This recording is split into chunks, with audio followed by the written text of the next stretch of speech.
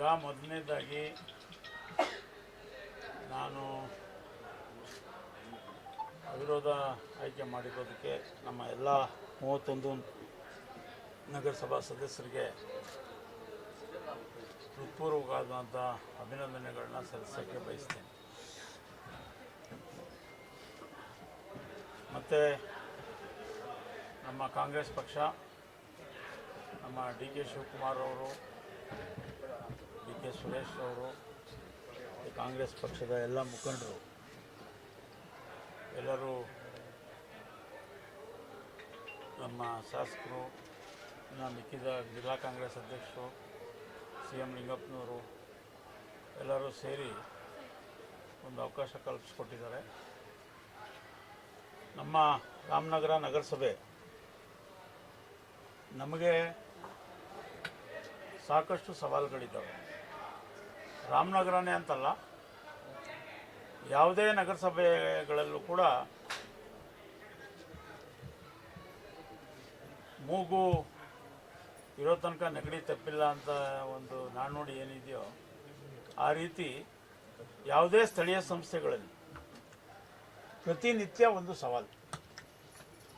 ಬೆಳೀತಾ ಇರತಕ್ಕಂಥ ಜನಸಂಖ್ಯೆ, ಬೆಳೀತಾ ಇರತಕ್ಕಂಥ ನಗರ, ಆಮೇಲೆ ಸಾಕಷ್ಟು ಮೂಲಭೂತ ಸೌಕರ್ಯಗಳಿಂದ ಹಲವೆಡೆ ವಂಚಿತರಾಗಿದ್ದಾರೆ. ರಾಮನಗರ ಪಟ್ಟಣದಲ್ಲಿ ವಿಶೇಷವಾಗಿ ಗುಡಿ ಕೈಗಾರಿಕೆಗಳಿಗೆ ಪ್ರಸಿದ್ಧವಾಗಿರ್ತಕ್ಕಂಥದ್ದು ಸಿಲ್ಕ್ಗೆ. ಹಾಗಾಗಿ ಇಲ್ಲಿ ಶ್ರಮಜೀವಿಗಳು ಹೆಚ್ಚು. ಸಾವಿರಾರು ಕಾಟೇಜ್ ಬೇಸಿನ್ಗಳಿರ್ತಕ್ಕಂಥ ಈ ಊರಿನಲ್ಲಿ ಭಾಳಷ್ಟು ಜನ ಬಡತನ ರೇಖೆಯಿಂದ ಕೆಳಗಡೆ ಜೀವನ ಮಾಡ್ತಕ್ಕಂಥ ಜನರಿದ್ದಾರೆ. ಅದೇ ರೀತಿ ಇವತ್ತು ರಾಮನಗರ ಏನು ಒಂದು ನಮ್ಮ ಪ್ರಯತ್ನ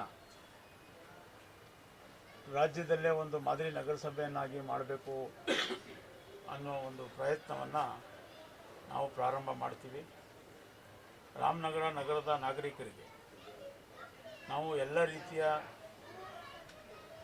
ನಾಗರಿಕ ಸವಲತ್ತುಗಳನ್ನು ಕೊಡೋದ್ರ ಜೊತೆಗೆ ಪರಿಸರ ಸ್ನೇಹಿ ಮತ್ತು ಒಂದು ಸುಸಜ್ಜಿತವಾದಂಥ ರಸ್ತೆಗಳು ಮತ್ತು ನೀರು ಸರಬರಾಜು ಮತ್ತು ಬೆಳಕು ಮತ್ತು ಇನ್ನು ವಿವಿಧ ರೀತಿಯ ಸೌಕರ್ಯಗಳನ್ನು ಕೊಡಲಿಕ್ಕೆ ಪ್ರಾಮಾಣಿಕವಾದಂಥ ಪ್ರಯತ್ನವನ್ನು ಮಾಡ್ತೀವಿ. ಈ ನಿಟ್ಟಿನಲ್ಲಿ ನಮಗೆ ವಿರೋಧ ಪಕ್ಷದವರ ಸಹಕಾರ ಕೂಡ ಭಾಳ ಮುಖ್ಯ. ನಾವೆಲ್ಲ ಕೂಡ ನಗರಸಭೆಯ ಎಲ್ಲ ಸದಸ್ಯರು, ಇವತ್ತು ನಮ್ಮ ಸರ್ಕಾರ ಇದೆ. ಮಾನ್ಯ ಡಿ ಕೆ ಶಿವಕುಮಾರ್ ಅವರು ಉಪಮುಖ್ಯಮಂತ್ರಿಗಳಾಗಿದ್ದಾರೆ. ಮಾನ್ಯ ಸಿದ್ದರಾಮಯ್ಯನವರು ನೇತೃತ್ವದಲ್ಲಿರ್ತಕ್ಕಂಥ ಕಾಂಗ್ರೆಸ್ ಪಕ್ಷದ ಸರ್ಕಾರ, ಅವರ ನೇತೃತ್ವದಲ್ಲಿ ನಮ್ಮ ಜಿಲ್ಲೆಯಲ್ಲಿ ಭಾಳಷ್ಟು ಕನಸುಗಳನ್ನ ಕಟ್ಕೊಂಡಿದ್ದಾರೆ. ಅದೇ ರೀತಿ ರಾಮನಗರಕ್ಕೂ ಕೂಡ ನಾವು ರಾಮನಗರದ ಒಂದು ಚಿತ್ರಣವನ್ನು ಬದಲಿಸ್ತೀವಿ ಅಂತೇಳಿ ಒಂದು ವಾಗ್ದಾನವನ್ನು ಕೂಡ ಮಾಡಿದ್ದಾರೆ. ನಾವು ಕೂಡ ಕಳೆದ ಚುನಾವಣೆಗೆ ಮುಂಚೆ ನಾವು ಜನರನ್ನು ಅಥವಾ ಈ ನಗರಸಭೆ ನಾವು ಆಯ್ಕೆ ಆಗೋದಕ್ಕೆ ಮುಂಚೆ ಕೂಡ ನಾವು ಒಂದು ಒಳ್ಳೆಯ ಮಾದರಿ ನಗರವನ್ನಾಗಿ ಮಾಡ್ತೀವಿ ಅಂತೇಳಿ ಸಂಕಲ್ಪದೊಂದಿಗೆ ಬಂದಿದ್ವಿ ಅಧಿಕಾರಿಗೆ. ಇವತ್ತು ಸರ್ಕಾರ ಏನು ಡಿ ಕೆ ಶಿವಕುಮಾರ್ ಅವರ ನಾಯಕತ್ವದಲ್ಲಿ ನಮ್ಮ ಮಾಜಿ MP ಅವರು ಡಿ ಕೆ ಸುರೇಶ್ ಅವರು ಭಾಳಷ್ಟು ಒಂದು ಕಾಳಜಿ ವಹಿಸಿಕೊಂಡು ನಮ್ಮ ನೂತನವಾಗಿ ಶಾಸಕರಾಗಿರ್ತಕ್ಕಂಥ ಈ ಬಾರಿ ಶಾಸಕರಾಗಿರ್ತಕ್ಕಂಥ ಇಕ್ಬಾಲ್ ಹುಸೇನ್ ಅವರ ಜೊತೆಯಲ್ಲಿ ನಾವು ಕೂಡ ಸೇರಿಕೊಂಡು ಈ ನಗರದ ಸರ್ವತೋಮುಖ ಅಭಿವೃದ್ಧಿಗೆ ಏನೆಲ್ಲ ಯೋಜನೆಗಳನ್ನ ಹಾಕಬೇಕೋ ಆ ಒಂದು ನಿಟ್ಟಿನಲ್ಲಿ ಒಂದು ಇವತ್ತು ಅರ್ಕಾವತಿ ನದಿ ವಿಚಾರದಲ್ಲಿ ಈಗಾಗಲೇ ಟೆಂಡರ್ ಬಂದಿದೆ. ಸುಮಾರು ಒಂದು 100 ಕೋಟಿ ಚಿಲ್ಲರೆ, 150 ಕೋಟಿ. ಮತ್ತು ಸುಸಜ್ಜಿತವಾಗಿ ಈಗ ಒಂದು ರೋಡ್ಗಳನ್ನ ಮತ್ತು ಡ್ರೈನೇಜಸ್ ಮಾಡಬೇಕಂತೇಳಿ ಸುಮಾರು 80 ಕೋಟಿ ಅಲ್ಲ, 87.5 ಕೋಟಿ ಹಣ. ಮತ್ತು ಅಷ್ಟೇ ಸಾಲದು. ಈಗ ನಮಗೆ ಹೊಸದಾಗಿ ಬಡಾವಣೆಗಳು ಬೆಳೀತಾ ಇದ್ದಾವೆ, ಮತ್ತು ಊರು ಬೆಳೀತಾ ಇದೆ, ಮತ್ತು ಹಳೆಯ ಊರು ಕೂಡ ನಾವು ಇಂಪ್ರೂವೈಸ್ ಮಾಡಬೇಕು. ಮತ್ತು ಸಾಕಷ್ಟು ಯುಜಿಡಿ ಸಮಸ್ಯೆ ಇದೆ. ನೀರೊಂದು ಒಂದು ಹಂತಕ್ಕೆ ನೀರಿನ ಸಮಸ್ಯೆ ಪರಿಹಾರ ಆದರೂ ಕೂಡ ಇನ್ನೂ ಸಾಕಷ್ಟು ಯುಜಿಡಿ ಸಮಸ್ಯೆಗಳಿದ್ದಾವೆ. ಮತ್ತು ಸ್ವಚ್ಛತೆ ಮತ್ತು ಒಂದು ನಾಗರಿಕರಿಗೆ ನಾವು ನಮ್ಮ ಪ್ರಯತ್ನ, ನಾಗರಿಕರಿಗೂ ಕೂಡ ಒಂದು ನಾವು ಒಳ್ಳೆಯ ಬದುಕನ್ನು ಕೊಟ್ಕೊಳ್ಳಲಿಕ್ಕೆ, ಮತ್ತು ನಾಗರಿಕರು ಕೂಡ ಈಗ ಒಂದು ಸಿವಿಕ್ ಸೆನ್ಸ್ ಅಂತ ಏನು ಹೇಳ್ತೀವಿ, ನಾಗರಿಕ ಜ್ಞಾನ, ಅದನ್ನು ನಾವು ಕೂಡ ತಯಾರು ಮಾಡಬೇಕು. ಈಗ ಸಾಕಷ್ಟು ಕಸವನ್ನು ಎಲ್ಲಂದರಲ್ಲಿ ಎಸಿತಕ್ಕಂಥದ್ದು. ಮತ್ತು ಇದು ನಮ್ಮೂರು, ಏನೇ ನಗರಸಭೆ ಬಾಧಿಸಿದ್ರೆ ಮುನ್ಸಿಪಾಲ್ಟಿನ ದೂರದಲ್ಲ, ಇದು ಎಲ್ಲರದ್ದು ಕರ್ತವ್ಯ. ಎಲ್ಲರೂ ಒಂದೇ ಕೈನಲ್ಲಿ ಚಪ್ಪಾಳೆ ತಟ್ಟಕ್ಕೆ ಸಾಧ್ಯ ಇಲ್ಲ. ನಾಗರಿಕರು ಸಹಕಾರ ಕೊಡಬೇಕು. ಜೊತೆಗೆ ನಾವು ಕೂಡ ನಮ್ಮ ನಗರಸಭೆ ವತಿಯಿಂದ ಏನೆಲ್ಲ ಜನಸಾಮಾನ್ಯರ ಬದುಕಿನ ಸುಧಾರಣೆ ಮಾಡಬೇಕು ಅದಕ್ಕೆ ಪ್ರಾಮಾಣಿಕವಾದಂಥ ಪ್ರಯತ್ನವನ್ನು ಮಾಡ್ತೇವೆ. ಸಾಕಷ್ಟು ನಾವು ಸುಧಾರಣೆ ತರೋದಿದೆ, ಸಾಕಷ್ಟು ಸವಾಲುಗಳಿದ್ದಾವೆ ನಮ್ಮ ಮುಂದೆ. ಹಾಗಾಗಿ ಇದು ನಮಗೆ ಮುಳ್ಳಿನ ಹಾಸಿಗೆ. ಇವತ್ತು ಜನ ಕೂಡ ಭಾಳ ನಿರೀಕ್ಷೆ ಇಟ್ಕೊಂಡಿದ್ದಾರೆ ಈಗ ಒಂದು ಇದರಲ್ಲಿ. ಈಗ ನಿಮಗೆಲ್ಲ ಗೊತ್ತಿರೋ ಹಾಗೆ ನಾನೇನಿದು ನಗರಸಭೆ ಅಧ್ಯಕ್ಷರಾಗಬೇಕಂತ ಬಯಸಿರಲಿಲ್ಲ. ಆದರೆ ನಮ್ಮ ನಗರಸಭಾ ಸದಸ್ಯರುಗಳ ಒತ್ತಡ ಮತ್ತು ಸಾರ್ವಜನಿಕರು ಮತ್ತು ಅನೇಕ ಬುದ್ಧಿಜೀವಿಗಳು ಎಲ್ಲರೂ ಸೇರಿ ಒತ್ತಾಯ ಮಾಡಿ ನೀವು ಜವಾಬ್ದಾರಿ ತಗೋಬೇಕು, ಜವಾಬ್ದಾರಿಯಿಂದ ಓಡಬಾರ್ದು ಅಂತೇಳಿ ಒಂದು ಒತ್ತಾಯ ಮಾಡಿದಾಗ ನಾನು ಅವರು ಒತ್ತಾಯ ಕಟ್ಟಿಬಿದ್ದು ಇಲ್ಲ ಅನ್ನೋಕ್ಕಾಗದೆ ನಾವು ನಗರಸಭೆ ಅಧ್ಯಕ್ಷರ ಒಂದು ಸ್ಥಾನಕ್ಕೆ ನಾನು ಸ್ಪರ್ಧೆ ಮಾಡಬೇಕಾದಂಥ ಸಂದರ್ಭ ಬಂತು. ಯಾಕೆಂದರೆ ನಾನು ಈಗಾಗಲೇ ರಾಜ್ಯ ಮಟ್ಟದ ಒಂದು ಅಧಿಕಾರವನ್ನು ನೋಡಿದೆ. ಅದಾದಮೇಲೆ ಇನ್ನು ಮುಂದುವರಿಬೇಕು. ಆದರೆ ಈಗ ನಮ್ಮ ನಗರ ಮತ್ತು ಈಗ ಸರ್ಕಾರ ಇರತಕ್ಕಂಥ ಸಂದರ್ಭದಲ್ಲಿ ಮತ್ತು ಡಿ.ಕೆ. ಶಿವಕುಮಾರ್ ಅವರು ಕೂಡ ಅವರ ಇಚ್ಛಾಶಕ್ತಿ, ಅವರು ನಾವು ಇದು ಮಾದರಿ ನಗರವನ್ನು ಮಾಡ್ತೀವಿ, ರಾಮನಗರದ ಚಿತ್ರಣನ ಬದಲಿಸ್ತೀವಿ ಅಂತೇಳಿ ಒಂದು ಸಂಕಲ್ಪವನ್ನು ಮಾಡಿದ್ದಾರೆ. ಅವರ ಕೈ ಬಲಪಡಿಸೋದಕ್ಕೆ ಇವತ್ತು ನಾವು ಈ ಸವಾಲನ್ನು ಸ್ವೀಕರಿಸಲೇಬೇಕಾದಂಥ ಒಂದು ಸಂದರ್ಭ ಬಂದಿದೆ. ಹಾಗಾಗಿ ಮುಂದಿನ ದಿನಗಳಲ್ಲಿ ನಾವು ಈಗಾಗಲೇ ನಾವು ಸುಧಾರಣೆ ನಾಳೆ ರಾತ್ರಿ ತಂದುಬಿಡ್ತೀವಿ ಅಂತ ನಾವು ಹೇಳೋಕ್ಕೋಗಲ್ಲ. ನಮಗೂ ಕೂಡ ಸುಮಾರು ಒಂದು 6 ತಿಂಗಳು ಸಮಯ ಬೇಕು ಸ್ಟ್ರೀಮ್ಲೈನ್ ಮಾಡೋದು. ಈಗ ನಮ್ಮ ಜಯಣ್ಣವರು ಕೂಡ ಅವರು ಬಂದು ಕೇವಲ ಒಂದು 2-3 ತಿಂಗಳಾಗಿರ್ಬೋದು, 5 ತಿಂಗಳಾಗಿದೆ.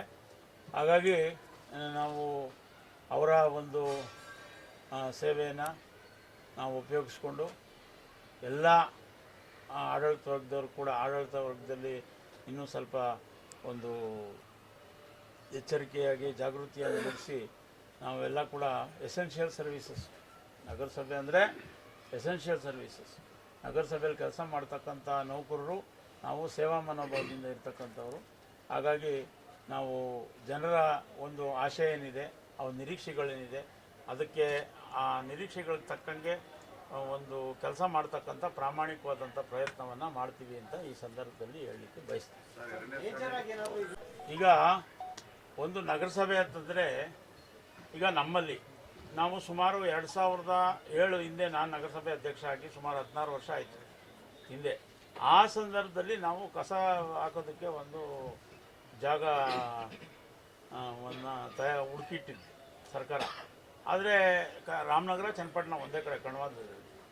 ಆದರೆ ಅವತ್ತಿಂದ ಇವತ್ತು ಗಂಟೆ ಆಗಿಲ್ಲ. ಅವತ್ತಿಂದ ಇವತ್ತಿನ ತನಕ ರಾಮನಗರ ಚನ್ನಪಟ್ಟಣ ಇದೊಂದು ಪೆಡಂಭೂತ ಥರ ಬೃಹದಾಕಾರ ಸಮಸ್ಯೆ ಆಗಿ ಉಳ್ಕೊಂಡಿದೆ. ಅದಕ್ಕೆ ಈಗ ನೋಡಿ, ಅನೇಕ ಸಾರಿ ತಾವೆಲ್ಲ ಪತ್ರಿಕೆಗಳು ಕೂಡ ತಾವು ಬರೆದಿದ್ದೀರಿ. ಈಗ ನಾವು ಎಲ್ಲೋ ಒಂದು ಕಡೆ ಒಂದು ಖಾಸಗಿ ಜಾಗದಲ್ಲಿ ಆಗ್ತಾ ಇರ್ತೀವಿ, ಅಲ್ಲಿ ಅನಾನುಕೂಲ ಆದಾಗ ಅಥವಾ ಅಲ್ಲಿ ಜನರಿಗೆ ಅವರು ಬೇರೆ ವಿಚಾರಗಳಿಗೆ, ಆರೋಗ್ಯ ವಿಚಾರದಲ್ಲೂ ಇನ್ನೊಂದರಲ್ಲೋ ಅಥವಾ ಬೇರೆ ಬೇರೆ ಧೂಳು ಇನ್ನೊಂದು ತೊಂದರೆ ಆದಂಥ ಸಂದರ್ಭದಲ್ಲಿ ಅವರು ಒಂದು, ಅಥವಾ ಮಳೆ ಜಾಸ್ತಿ ಬಿದ್ದಂಥ ಸಂದರ್ಭದಲ್ಲಿ ಅಲ್ಲಿ ನಮ್ಮ ವೆಹಿಕಲ್ಗಳು ಹೋಗೋಕ್ಕೆ ತೊಂದರೆ ಆದಂಥ ಸಂದರ್ಭದಲ್ಲಿ 3 ದಿನ 4 ದಿನ 5 ದಿನ ಎತ್ತಕ್ಕಾಗಲ್ಲ ಕಸ. ಯಾಕಂದರೆ ಕಸ ಎತ್ತಿದ್ರೂ ಕೂಡ ಎಲ್ಲಿ ಹಾಕೋದಕ್ಕೆ ಜಾಗ ಇರೋದಿಲ್ಲ. ಅಂಥ ಸಂದರ್ಭದಲ್ಲಿ ಸಾಕಷ್ಟು ಸಾರಿ ನಮ್ಮ ಪತ್ರಿಕೆಗಳಲ್ಲೂ ಕೂಡ ಎಲ್ಲಿ ಕಸ ಎಲ್ಲಂದ್ರೆ ಬಿದ್ದಿದೆ, ದುರ್ನೀತಿ ಇದೆ ನಗರಸಭೆ ಅನ್ನೋದು ತಾವು ಬರೆದಿದ್ದೀರಿ. ಅದಕ್ಕೆ ಕಾರಣ ಏನು ಹೇಳ್ತೀನಿ ಅಂದರೆ, ನಾನು ನೋಡಿ ಅದು ಮೇಜರ್ ಸಮಸ್ಯೆ, ಅದನ್ನು ಒಂದು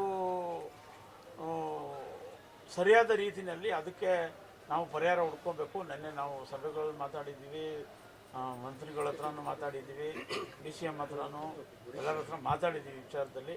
ಅದಕ್ಕೆ ಅವರು ಬೇರೆ ಬೇರೆ ರೀತಿಯ ಒಂದು ಮಾರ್ಗೋಪಾಯಗಳನ್ನ ಕಂಡುಕೊಳ್ಳೋ ನಿಟ್ಟಿನಲ್ಲಿ ಕೆಲಸ ಮಾಡ್ತೀವಿ ಒಂದು. ಆಮೇಲೆ ಮುಖ್ಯವಾಗಿ ಈಗ ಸ್ವಚ್ಛತೆಯಲ್ಲಿ ನಾವು ಭಾಳಷ್ಟು ಸುಧಾರಣೆಯನ್ನು ಕಾಣಬೇಕಾಗಿದೆ. ಆಮೇಲೆ ನಮ್ಮ ನಗರಸಭೆ ಕೆಲಸ ಮಾಡೋದ್ರ ಜೊತೆಗೆ ನಾವು ಜನರನ್ನು ಕೂಡ ಎಜುಕೇಟ್ ಮಾಡಬೇಕು. ಈಗ ಜನ ಸಹಕಾರ ಕೊಡದೆ ಹೋದರೆ ನಾವು ಸಹಿ ಅನ್ಸ್ಕೊಳಕ್ಕಾಗೋದಿಲ್ಲ. ಈಗ ನಾವು ಒಂದು ಕಡೆಯಿಂದ ಬೆಳಗ್ಗೆ ಎತ್ಕೊಂಡು ಹೋಗ್ತಾ ಇದ್ದೀವಿ, ಮಧ್ಯಾಹ್ನ ಯಾಕೆಂದರೆ ಜನ ಕಲೆಕ್ಟ್ ಒಂದು ವ್ಯವಸ್ಥೆ ಇದೆ, ಒಂದು ಮೆಕ್ಯಾನಿಸಮ್ ಇದೆ. ಈಗ ಕಸ ಕಲೆಕ್ಟ್ ಮಾಡೋದಕ್ಕೆ ಒಂದು ಮೆಕ್ಯಾನಿಸಮ್ ಇದೆ. ಈಗ ಬೆಳಗ್ಗೆ ನಮ್ಮ ಕಸದವರು ಬಂದಂಥ ಸಂದರ್ಭದಲ್ಲಿ ಅವ್ರೇನೋ ಕೆಲಸ ಇದ್ದರೆ ಆಮೇಲೆ ಔಸ್ಕೊಂಡು ಬಂದು ಎಲ್ಲೋ ಒಂದು ಕಡೆ ತಗೊಂಡು ಹೋಗಿ ಬಿಸಾಕ್ತಕ್ಕಂಥ ಸಾಕಷ್ಟು ಸ್ಪಾಟ್ಗಳಿದ್ದಾವೆ. ಅದೆಲ್ಲ ತಾವೆಲ್ಲ ನೋಡಿದ್ದೀರಿ. ಇತ್ತೀಚೆಗೆ ಇವರು ನಮ್ಮ ಕಮಿಷನರು ಕೆಲವು ಕಡೆ CCTVಗಳೆಲ್ಲನೂ ಅಳವಡಿಸಿರ್ತಕ್ಕಂಥದ್ದು ಕೂಡ ಬ್ಲ್ಯಾಕ್ ಸ್ಪಾಟ್ಗಳನ್ನ ಗುರುತಿಸಿ ಅಲ್ಲಿ ಆಗಬಾರ್ದು, ಜನರನ್ನ ಎಜುಕೇಟ್ ಮಾಡಬೇಕು, ಸಾಧ್ಯವಾದರೆ ದಂಡ ಪ್ರಯೋಗ ಕೂಡ ಮಾಡಬೇಕಾಗ್ತದೆ. ಆಮೇಲೆ ಸಾಕಷ್ಟು ಈಗ ನಾನು ಇತ್ತೀಚೆಗೆ ಗಮನಿಸಿರೋದು, ಈಗ ಸಾಕಷ್ಟು ಕಡೆ ಈಟರೀಸ್